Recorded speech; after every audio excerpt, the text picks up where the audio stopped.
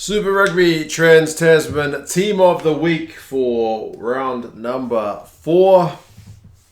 Kind of an interesting week, and that there were a lot of just kind of more even games than we expected. The Force lost, but not by as much as we expected. The Rebels lost, but not by as much as we expected. The Brumbies won, which was kind of unexpected, for some anyway.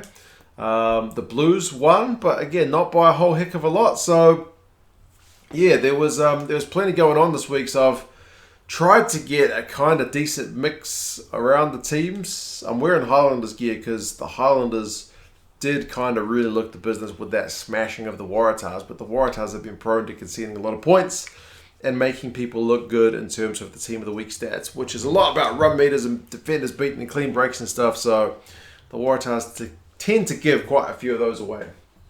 We will start with the Highlander with the props, and we will go with Ethan to Groot. Now, it's not a flawless performance from him by any means, because obviously you want your props to be scrummaging hard and largely getting results that way.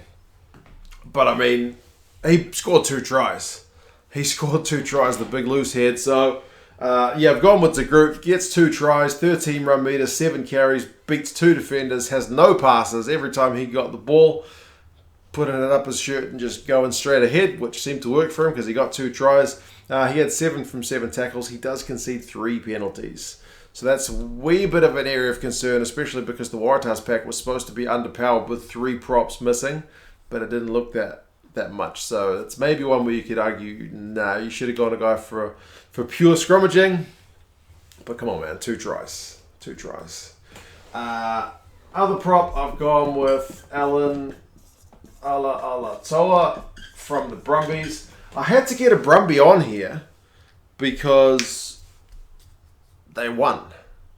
And quite a good, I don't want to say comeback, but the Brumbies have been on the road in New Zealand for 3 weeks and been handed 3 defeats, which seem to be getting kind of progressively worse. Maybe not. Maybe the second game was the worst one, but I don't know. But then they were back home and they actually showed us what they could do, which was really pleasing to see. But the nature of that game, kind of unlike the Highlanders one, doesn't really lend itself that well to kind of individual performers. It's a real team effort, a wee bit of a grind at times. You know what I mean? Like, that game had some ugly moments. Neither lineout was operating that well. Pretty low numbers. Defenses were able to keep a lot of the individual brilliance kind of in check. So it's one where you're looking at individuals rather than teams. It's kind of hard to give the Brumbies a heap of spots on this board, which is unfortunate. But when we do the power rankings, I'm sure the Brumbies will be up, which will be a reflection of the team. But anyway, Alan Alatoa, 11 run meters from 5 carries, has a pass, 9 from 11 tackles, only concedes the 1 penalty. Scrummaging was pretty solid. So that's kind of where I've gone. Pretty straightforward. Keeping it scrummaging. He'll be in the Wallabies. Absolutely. Another guy who I've kind of kept it solid, it's a very similar one to the Alatoa pick, is Cody Taylor. Now, hooker was a weird one this week because, open field play, it's Brendan playing Amosa, but the line out for the Reds was shocking. And he got a yellow card, which they conceded a fair few points. Dane Coles was all right around the park, but again, the Hurricanes line out was pretty bad. He had he had a few negative stats of his own. Cody Taylor is just like Alatoa, it's core role and really nothing else. 6 run meters, 5 carries for him is very low, but it's more like the standard across most of the hookers this week. These are kind of normal-ish numbers. Taylor usually does really a lot more.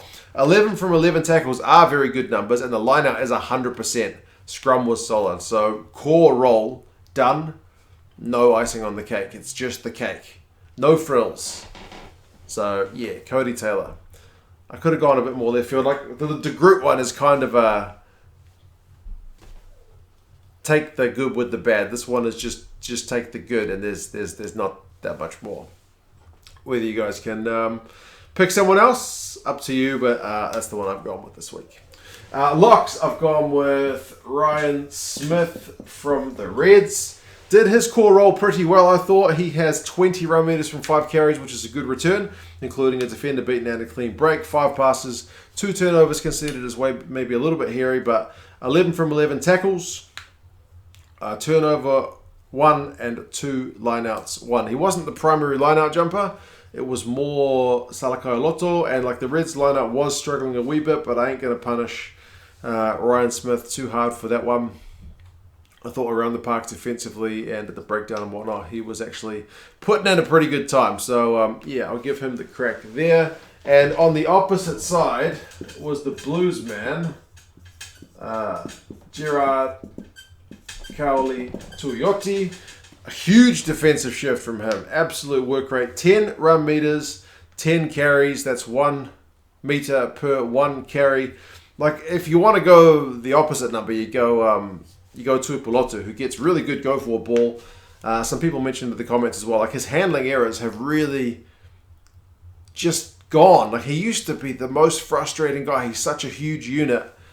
He would carry into contact and just drop the bloody ball, but he's not doing that anymore, Tuipulotu.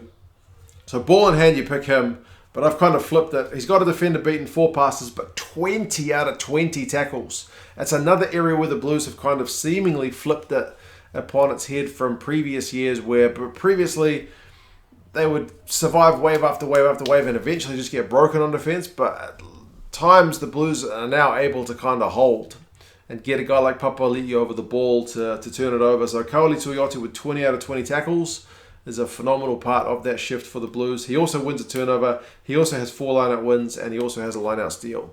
So proper shift from him. Didn't score the try, didn't get the run meters, but everything else was absolutely phenomenal from Gerard. Back row. I have gone with Peter Gus Soakula from the Chiefs. He is still an absolute danger man, isn't he? 99 run meters from 11 carries. He's kind of quicker than he looks, eh? Like, he doesn't look lightning quick. Like some Lucy's, like Michael Hooper when he's running fast, looks really fast. Soakula doesn't look that quick, but I swear he's running quicker than he looks. It's kind of the style, I guess, that he runs. And he's very sharp to pick up on a loose ball. He will punish you. Beats 2 defenders, has a clean break, 2 passes, and an offload, 7 from 7 tackles, and a turnover 1. Don't think he considered any penalties, or was it 1? Yeah, pretty good shift from him. The Chiefs do have a whole heap of good Lucy's. Another good Lucy from the Crusaders is Sione Havili. He gets a try, and he only ran 7 run meters, 5 carries. So he didn't have a whole heap of go-forward ball, but he still managed to score a try, beat 2 defenders. He had 7 passes. Another defensive shift, which is mostly his job as a number 7. 17 out of 18 tackles. Proper shift. Required to do so, man. The Force guys, I mean, I should have mentioned Fergus Lee Warner. He was a proper unit as well for the Force, but I've gone with Havili at 7 and Soakula at 6, and he does win a turnover as well. Doesn't concede any penalties. So a proper outing. And the last one, I said this guy needed to have a good game. Izzy Naisarani, and it's brutal that he has this game the same week that Harry Wilson has a blinder as well. Like, Wilson is phenomenal. You can take your pick, flip a coin. If it lands Wilson, chuck him on your board. If you've got a whiteboard at home, play along. Otherwise, you just get Naisarani, man. Both of them really good. I've gone with Naisarani. 2 tries, 88 run meters from 17 carries. It's like he knew Dave Rennie was watching him and just decided to absolutely burn that candle at both ends, because he was phenomenal. 5 defenders beaten and a clean break, 5 passes, 3 offloads, 7 from 7 tackles, and wins a line-out. Just involved into absolutely everything in an improved Rebels performance for sure. Naisarani. Needed a good game, and he had one. Number 9. Is this 2 weeks in a row? Ooh, that's a big yes. I've gone with Finlay Christie from the Blues. Scores a try again. He's becoming pretty good at that, and probably could have had 2. He has a try assist as well. The try assist, he probably could have gone over for a try himself, but either way, if the Blues got over the line, he made the right choice. He has 1 run meter from 2 carries.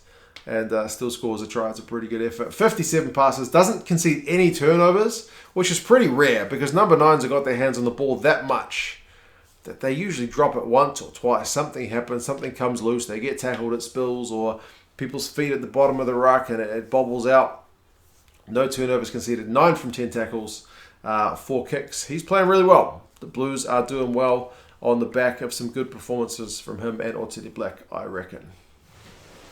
Number 10, I've gone with Will Harrison from the Waratahs. Believe it or not, that game was kind of conducive to guys clocking up some good numbers, and Harrison benefited from that. So in terms of a team of the week thing, it's kind of an easy one to pick because, man, he gets a try assist, 9 carries for 80 run meters is a hell of a return. Remember, he's been playing fullback, so he's maybe getting a bit used to running it, and he did the same from 10. He gets a defender beaten and a clean break, 24 passes and 12 kicks. So 9 carries, 12 kicks, 24 passes. It's probably a pretty good balance. He's distributing the majority of the time, but still running it enough to keep defenders busy. 6 from 7 tackles is a pretty good effort and wins a turnover, 2 conversions. One of them is penalties. He gets 3. One of them was quite a long distance one.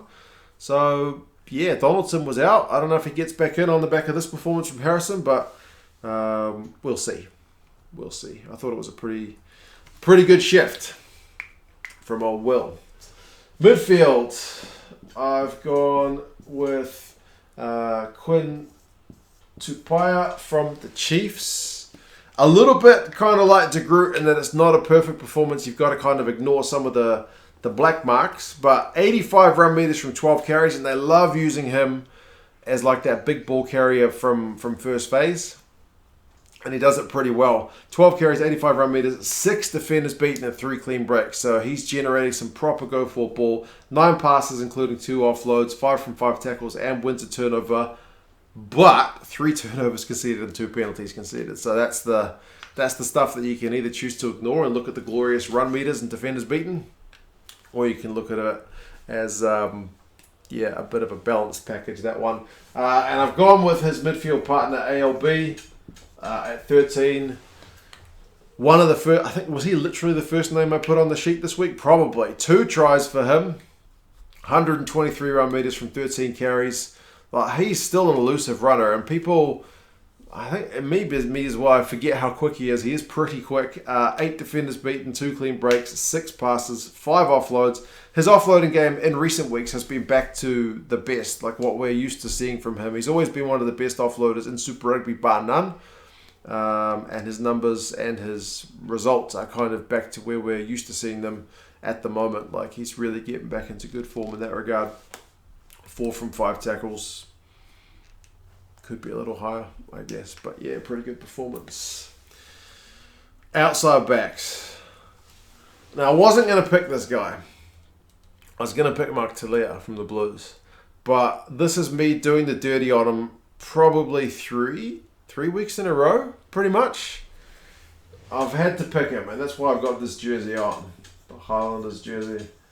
I've gone with Jonah Nadeki. Well, again, it's not perfect, and you have to ignore part of his game, but he is just absolutely electric. He gets you points, like you can't buy that kind of thing. Like, he's the kind of guy you can't just replace that X factor. You've either got it or you don't. And he's got it, man. 2 tries, 73 run meters from 9 carries, beats 4 defenders, has 3 clean breaks, 4 passes. So he's involved into a bit of everything. He generates so much quick and go forward ball. He wins a turnover 2, but has 2 turnovers conceded and 4 from 8 tackles. Again, you never pick wingers solely for having a huge tackle rate. That's why you pick probably your loosies or your front rowers, your locks, your forwards, basically. Midfielders to a degree, but yeah, 4 from 8 is not a good look no matter what position you play in, but I could not be doing the dirty on Nadeki for like a 4th week running. So there you go. That's probably, I mean, on this game alone, for sure, you can definitely justify it, but it's more than that. It's him having a really good Trans-Tasman season. The other guy I've gone for is a little bit of a left field one. Tony Pulu from the Force. Now, I think you got to put these numbers into context because he gets a try, 53 run meters from 4 carries, beats 2 defenders, gets a clean break, 1 pass, and 3 from 3 tackles, and he only plays about half the game. He was electric. I mean, if you compare him to Vunivalu this week, who was kind of anonymous, like Dalgunu was good, and I'm solely really looking at right wingers. Savia had his moments, Julian, and I've done the dirty on him quite a few weeks in this competition as well. But like Pulu did more in half the game than I think most of the guys did in 80 minutes this week.